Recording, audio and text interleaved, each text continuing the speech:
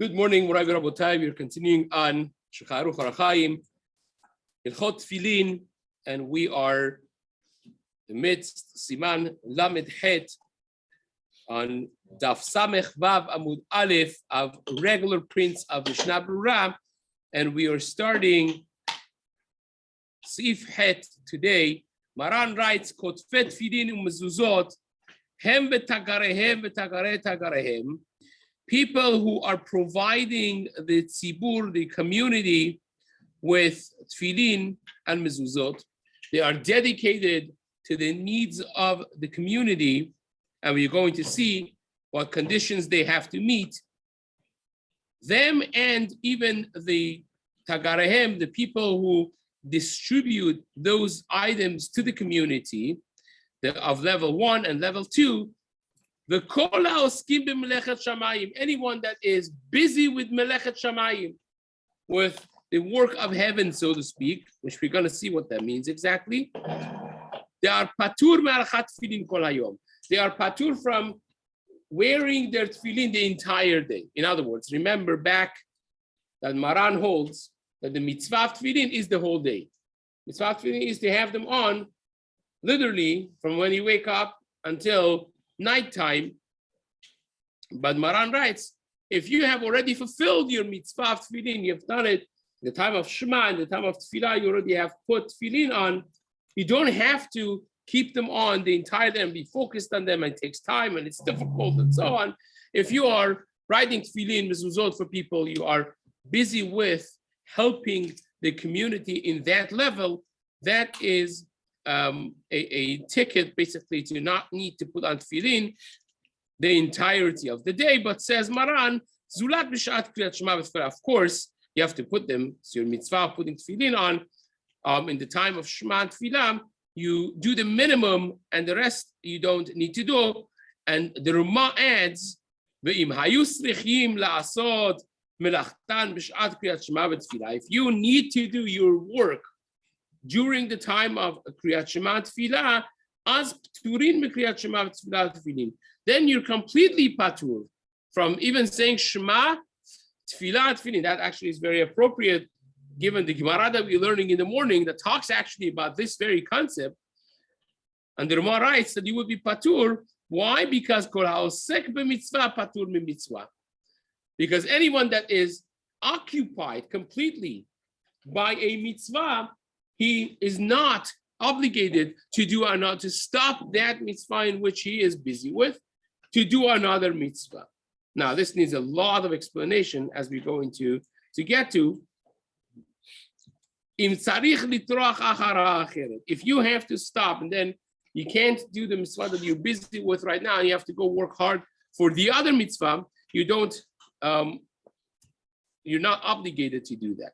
But if you could do both of them at the same time, you could do one of them 5 minutes earlier, the other one 5 minutes later. You could get to do both of them within the time of Shema, within the time of Tefillin. You could do the mitzvah A and also come back to mitzvah B and get both of them done. Of course, says the Ramam, in that case, you would be chayav to do both of them. Then you have to do both.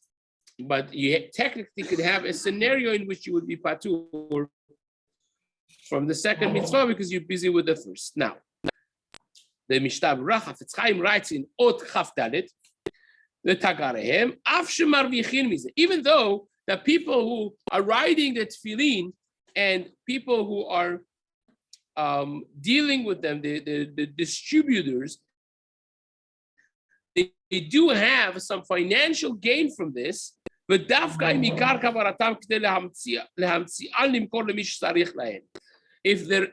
kavanah, this is a very hard thing to know. If your ikar kavanah is you want to be dedicated to the community for the needs of community, so of course the person says, fine, yeah, he has some expenses that he endures as a individual living in the community, he has to pay his bills and so on. So even if he is doing a minimum of charge, not to become rich, but he is doing a minimum in order to be able to keep on doing what he's doing. But his ikar kavanah, his main intention is to provide the community with their needs. Again, this is impossible to know. Only the person himself knows, right? nobody outside himself knows really what his intention is. If he is a what we call a lishma person, a person does things for the sake of heaven properly, then he's patur even from saying Shema in that way. If their main thing is business, it's just a business that happens to be within the religious Jewish community, which is most nowadays, most of the Judaica stores. They're not necessarily, we would love to think that they're dying to do chesed to the community. It's a beautiful thing, but most people, they have to have a business. So they chose a business that actually has to do with Torah and with some sort of Jewish aspects to it. But at the end of the day, they're making money. It's not like they're dying to write tefillin and mezuzot for people. So therefore, this becomes not esoteric, but it becomes less, of course, I guess, relevant nowadays. Most people nowadays are out there in order to have a parnasah, an income for their family to support. It happens to be that they choose a good job of Jewish related business, but their kavanah is leistaker. Ikar of their mindset is that lo mikri osek b'mitzvah. The Magen Avraham says that person is not called a person that's busy doing a mitzvah. Well, he is doing a mitzvah supporting his family, but he's not going to be patur from saying Shema. But tagarehem, even the secondary distributors, hakonim min hakonim limkor al yedekach. Even if he goes exchanges a few hands, right? The one that writes and makes the Sefer Torah and Mezuzah and Tefillin, and then the person that afterwards does it and afterwards gets it down to the people, all of those people will be patur, would be absolved. Serichin, kegon shenizdameh lo koneh sherotze liknot stam. So what does it mean when Maran says, the Ramah writes, the im hayu srichim la'asod melachan b'shat kriyat Shema. What does that mean? That they, at the time of Shema, they need to do their job. Imagine you have somebody that needs to buy a tefillin, needs to buy a mezuzah, and he is literally traveling right now. He's going to miss his flight. You have to deal with him right now, right? Show him the mezuzah, the tefillin, whatever it is, and explain it to him and see what he needs, and fix the size and tie the knots and all those things that take time. And it's time of Shema right now. You have to say Shema. What do? In that case, says the Ramah, you would be even patur from saying Shema. You can't wait. The guy's going to miss his flight or miss his boat. He can't wait for the person to say Shema Tefillah or put on Tefillin. Then the seller should first take care of this person to make sure that people have Tefillin and Mezuzah, and only afterwards do it, do his mitzvah. I used to know a person back in East that he actually passed for this thing. He would not charge a penny. He would actually put his own money in. His project was, he wanted to make sure every Jew is putting on tefillin. Now, you have many Chabad people who selflessly, literally, that they dedicate themselves to a tefillin project. But it's not that they're providing tefillin for people. They go around and put on tefillin for people, which is amazing, But this fellow wanted to make sure everyone has their own tefillin and they are putting it on. I would go in crazy lengths to make sure that people have it. It's just so beautiful to watch selfless people. He had his own parnasah, he had his own Baruch Hashem. It was a wealthy person to some extent, but a concerning, comfortable person. But it was so beautiful to see the lengths he was willing to go to care for another person, to make sure they have their own tefillin. So that person, if he gets into that situation, will be patur from Shema for sure, because he's doing it literally as a full dedication to the community in order to see to it that people are doing mitzvah. So that would really fit the bill for this Seif in Shulchan Aruch. Yeah, he would go. He would go and try to see if they want to buy it. He would find them like cheap things, and then it would bring different things to see what fits their skull. And if they they were lacking money, he would pay the balance. Is a just amazing person. And dedicate himself to make sure that every Jew that he comes in contact with has his own tefillin. At some point, he was actually, I don't know if he still does that or not. At some point, he told me that he would sponsor a tefillin of Rabbeinu Tam for someone that would be dedicated to put on Rabbeinu Tam every day. I'm not sure if he ended up doing that, continuing it. But basic tefillin of Rashi was, he was trying to make sure that everyone has it and puts it on. Okay, it's beautiful. So it says,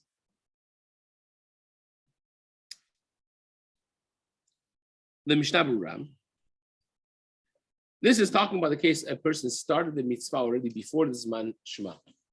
Because when the time of Shema comes, you're already osek mitzvah. You're already doing mitzvah. Then you patu. But if the time of Shema comes, and you say, well, do I start the mitzvah or do I say Shema?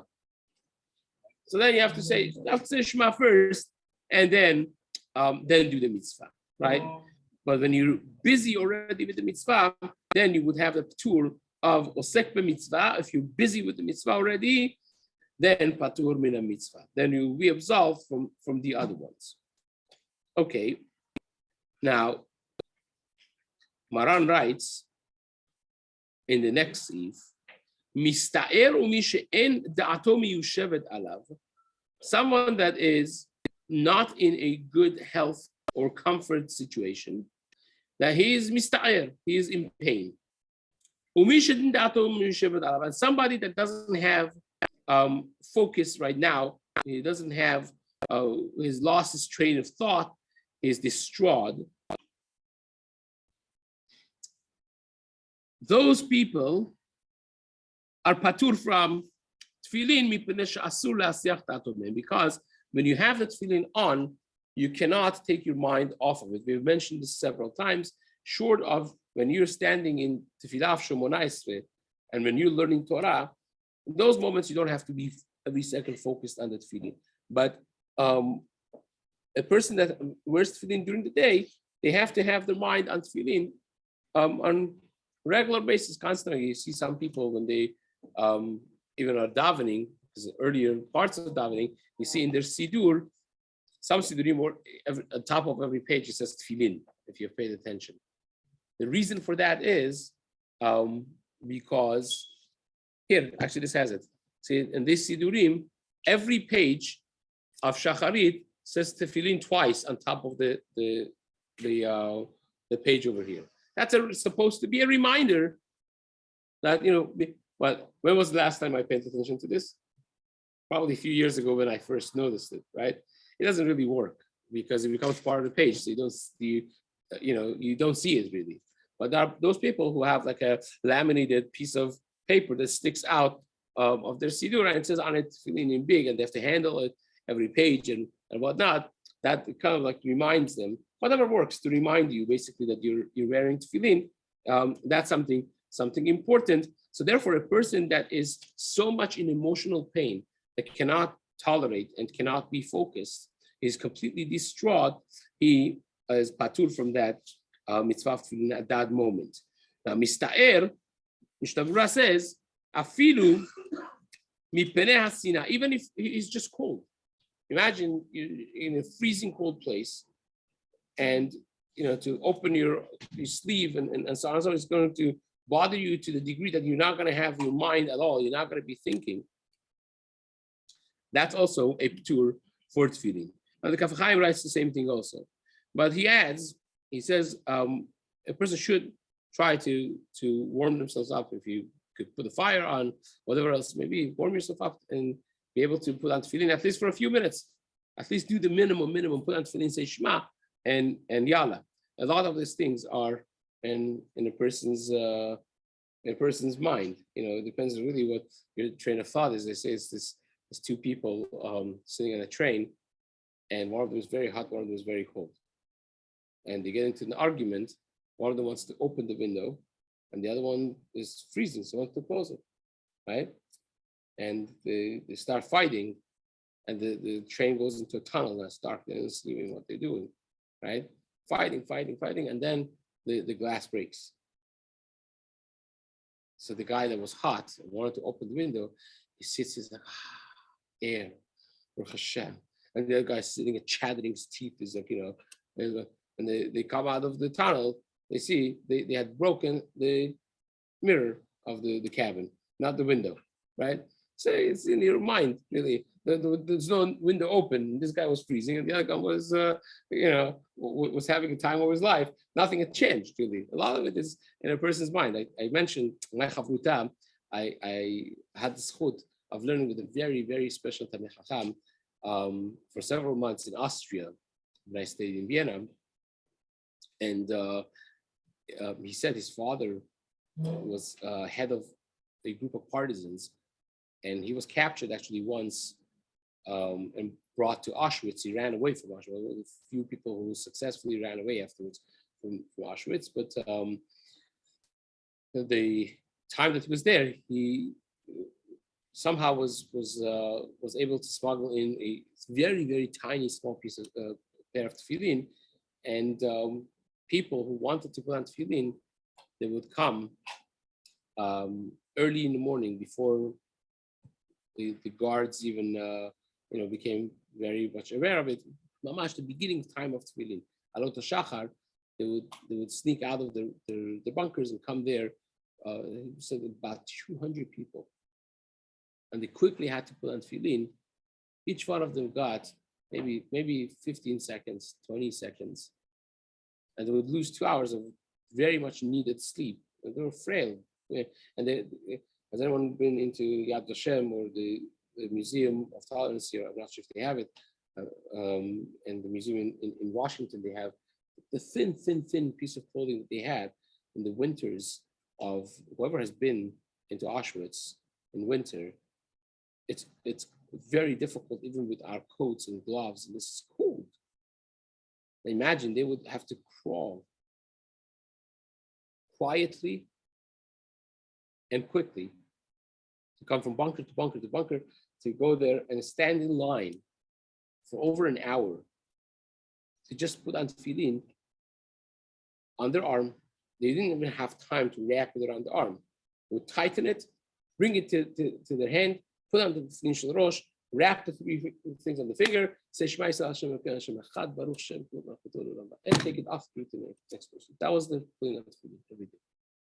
And he told me, so that his father used to say always, said, I wish one more time in my life I should have that feeling of closeness to Hashem, of putting on tefillin for 30 seconds when we have it back then.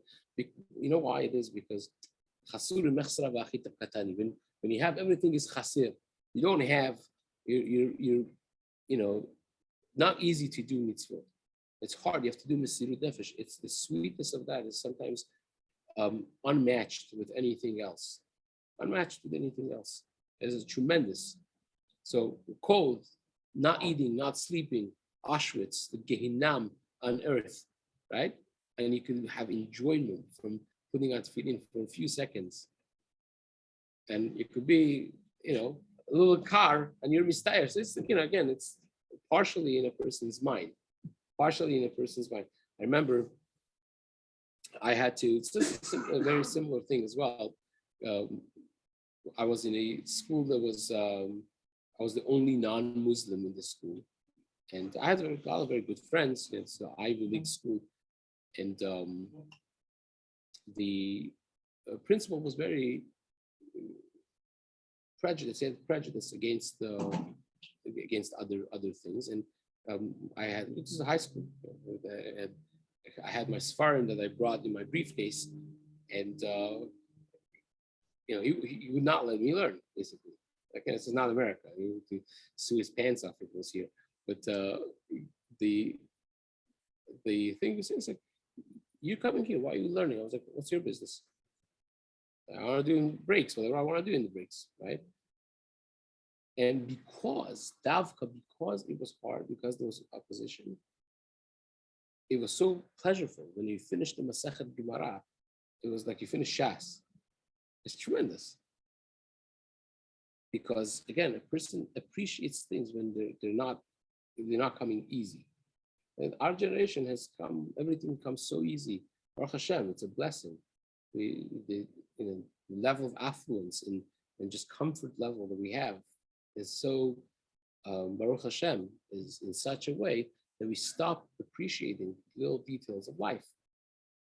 Right? That's again not a Musa shmuzer that we're doing Mishna Berurah, but this is something that's very much subjective when it gets to that level of what's considered tsar and what's not considered tsar. Let's just finish this this Seif. So with Chafetz Chaim writes basically, it's Ma'iri b'she'ef sharuli hashavdat. We talk about a case that he's so distraught that he can't bring himself to have proper kavanah, and therefore he was patur. But if he could bring himself to have at least partial kavanah for a short time, even if a few seconds, to just put it on, say Shema, and do it, that would be sufficient. Okay, so even though, by the way, even though that they're patur, someone that's in pain or is mentally distraught, the Kaf Chaim writes that still they're not asur to put on tefillin. You're patur from it, but it's not asur. You could put it. You could opt and say, you know what, I'm going to try because I'm not sure if I have kavanah, not have kavanah, so I'm going to try to do it. Try my best to have focus.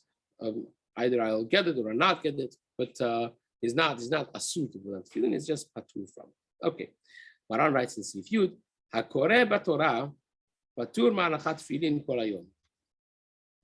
Someone that's reading the Torah is patur from having tefillin on the entire day. Zulat b'shat kriyat shema v'tefillah, and the minimum he has to do. By the time of tefillah and kriyat shema, has to have it, but he's not mechuyav, he's not obligated to have it the entire day.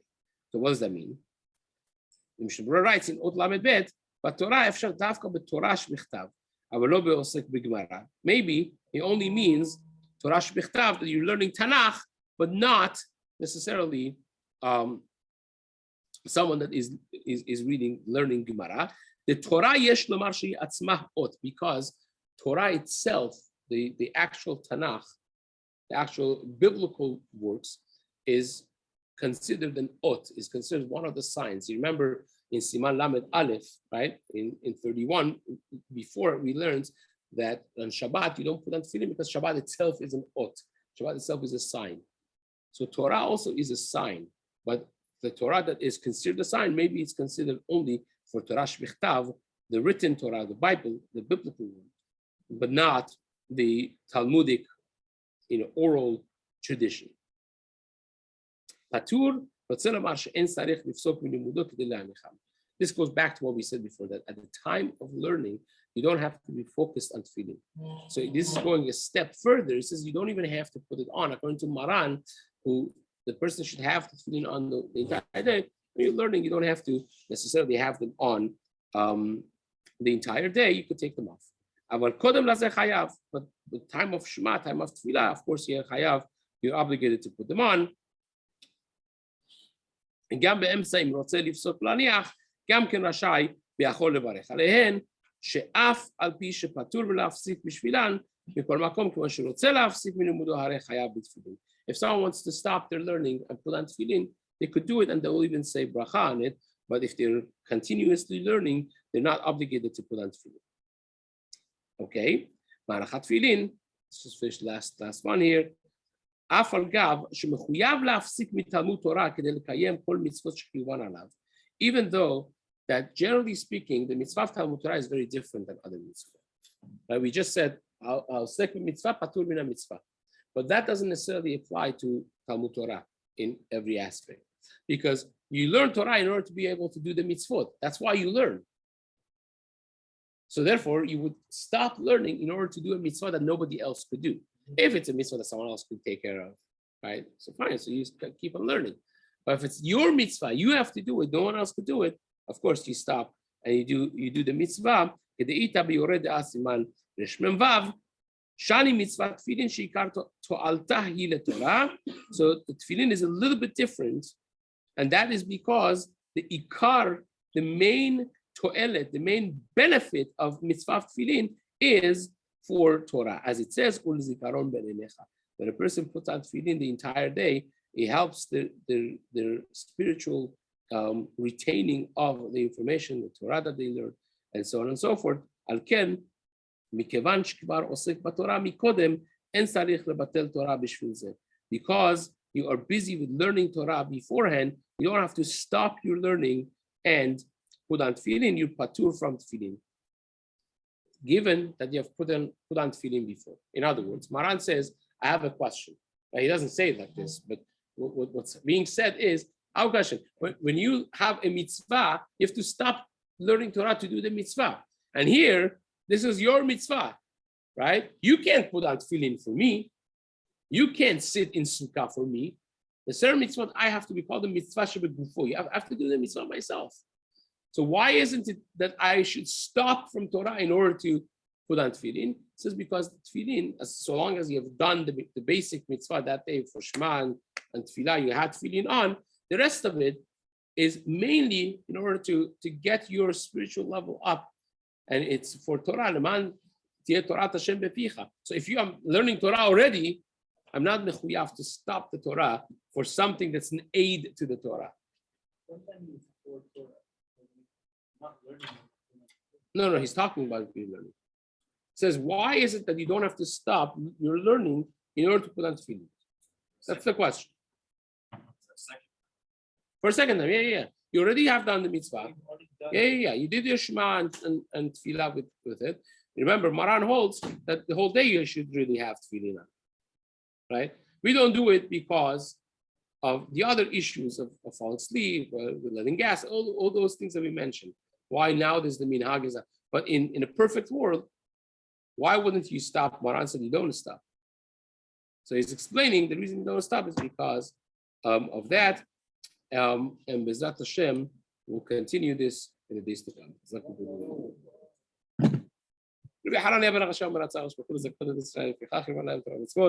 שנאמר, אדוני חפץ למען צדקו יגדיל תורה ויאדיר.